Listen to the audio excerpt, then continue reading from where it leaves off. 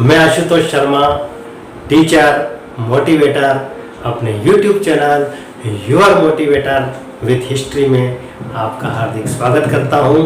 प्रिय छात्रों, मैंने कक्षा 12वीं इतिहास से संबंधित एक वीडियो पहले बनाया था जो प्रथम अध्याय से संबंधित था, ईंट मनकेम अस्थियां।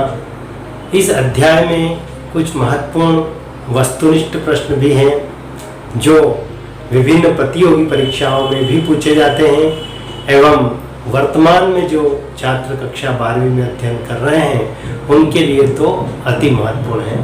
तो उनकी चर्चा हम आज करने वाले हैं। जैसा कि आप सभी जानते हैं कि सिंधु घाटी सभ्यता या हड़प्पा सभ्यता एक ही बात है, क्योंकि सिंधु घाटी सभ्यता को ही हड़प्पा सभ्यता कहा गया है, क्योंकि प्रथम जो उत्खनन स्थल हड़प्पा रहा है, इस कारण से इस सभ्यता का नाम हड़प्पा सभ्यता है।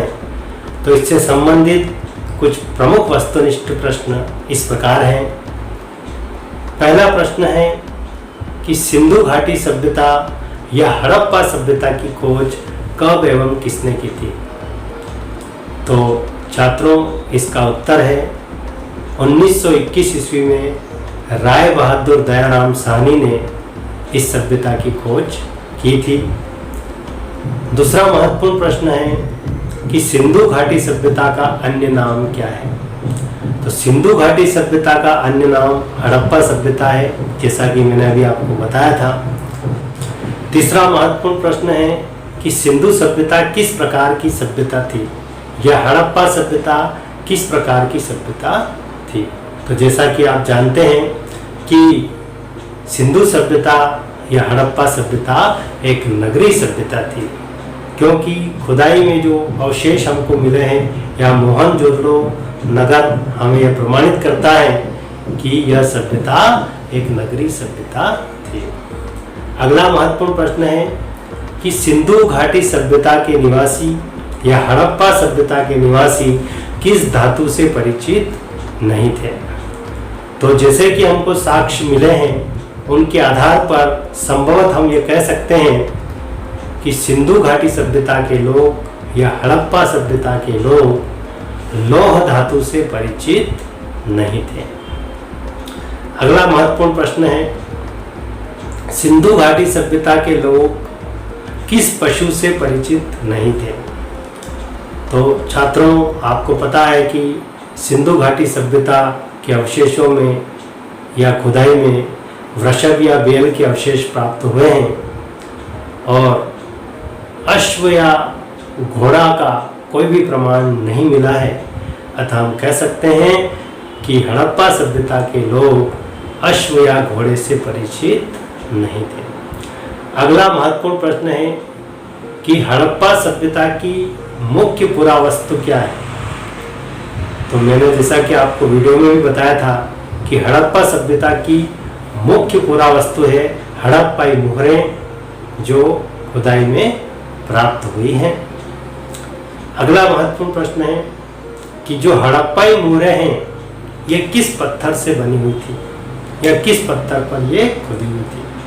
तो छात्रों, इसका उत्तर रहेगा सेलखेड़ी के पत्थर से हड़प्पाई मुहरें बनी हुई थी।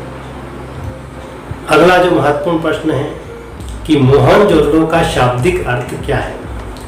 मोहनजोदड़ो का शाब्दिक अर्थ होता है छात्रों मृतकों का टीला या मुर्दों का टीला। कालीबंगा शब्द का क्या अर्थ है? कालीबंगा राजस्थान से संबंधित स्थान है जहां पर काले रंग की चूड़ियां प्राप्त हुई हैं। तो कालीबंगा शब्द का जो शाब्दिक अर्थ है वह भी काले रंग की चूड़ियां ही है। अगला महत्वपूर्ण प्रश्न है कि हड़प्पा सभ्यता के निवासियों की प्रधान देवी कौन सी थी? तो मातृ देवी की पूजा के प्रमाण वहां पर मिले हैं, इसलिए मातृ देवी ही प्रधान देवी थी वहां की। अगला प्रश्न है कि हड़प्पा सभ्यता का पूजनीय पशु क्या था? हड़प्पा सभ्यता के लोग वृषभ या बैल की पूजा करते थे, तो वृषभ या बैल ही जो है उनका पूजनीय पशु था। अगला महत्वपूर्ण प्रश्न है कि भारतीय पुरातत्व का जनक किसे कहा गया है। तो भारतीय पुरातत्व का जनक कनिंघम को कहा गया है, जिन्होंने हड़प्पाई मोहरों पर अपनी रिपोर्ट 1875 ईस्वी में प्रस्तुत की थी। अगला महत्वपूर्ण प्रश्न है कि सिंधु घाटी सभ्यता के लोग या हड़प्पा सभ्यता के लोग किस लिपि का उपयोग करते थे। तो वह लिपि थी चित्रात्मक लिपि। चित्रात्मक लिपि के माध्यम से वे संप्रेषण का कार्य किया करते थे। अगला महत्वपूर्ण प्रश्न है हड़प्पा सभ्यता में बंदरगाह किस स्थान से प्राप्त हुआ है। तो हड़प्पा सभ्यता में जो मुख्य बंदरगाह था वो लोथल, जो वर्तमान गुजरात में स्थित है। तो ये कुछ महत्वपूर्ण प्रश्न अध्याय 1 से संबंधित वस्तुनिष्ठ के रूप में थे, जो विभिन्न प्रतियोगी परीक्षाओं के लिए भी उपयोगी हैं और कक्षा 12वीं के छात्रों के लिए भी अत्यंत महत्वपूर्ण हैं। मिलते हैं अगले वीडियो में। यदि अभी तक आपने मेरा यह YouTube चैनल सब्सक्राइब नहीं किया है तो कर लीजिए, ताकि अगले वीडियो का नोटिफिकेशन आपको मिल सके। और यदि यह वीडियो आपको पसंद आया हो तो इसे लाइक करें, शेयर करें, कमेंट करें। मिलते हैं अगले वीडियो में।